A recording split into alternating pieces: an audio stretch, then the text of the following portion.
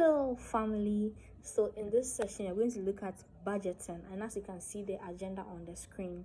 So our scripture is on Proverbs 6 verse 6 to 8. It says, "Go to the ant, O sluggard, consider her ways and be wise.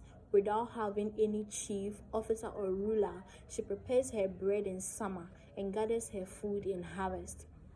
Now let's get into our main discussion on budgeting. Budgeting is the systematic method for predicting the income and expenses of a person, family, organization, company, or government. So budgeting is when you know how much you are earning and you know what you want to spend on, and then you budget. You don't. There's a saying that was cut your coat according to your size. Okay, yes. Now we have some importance of budgeting. Now it's very important to budget. So budgeting helps to control finances. It helps attain short and long-term goals. Now if you budget, you're able to attain your goals. Budgeting helps in decision making. It helps to avoid financial crisis, and it helps to avoid impulse buying. Now, how to budget? According to Rahel Cruz, there are 5 steps you can use to budget. She stated that there are 5 steps, and one is what she said. First, you have to list your income. List your income. Know how much you are earning from your various sources of income that you make.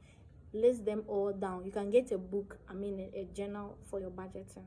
And then list your expenses. So your expenses for the week, expenses for the day, expenses for the month, list them down.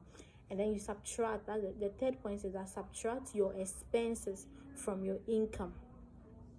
And then the fourth point is that you should track your expenses. That's all month long. Like, track your expenses, track which expense takes more of your money. Yes. And if you can substitute so that the amount you spend on it can reduce, you do that. And then make a new budget before the month begins. Every time the month is about to begin, make a budget of what you want to spend. So let me emphasize on the point again. First, list your income, list your expenses, subtract expenses from income, track your expenses, and make a new budget before the month ends. So for our take home, Reverend Papa Kranchiankra shared a money usage rule back in one of Rosa UG services, and it is the 70-20-10 rule of money.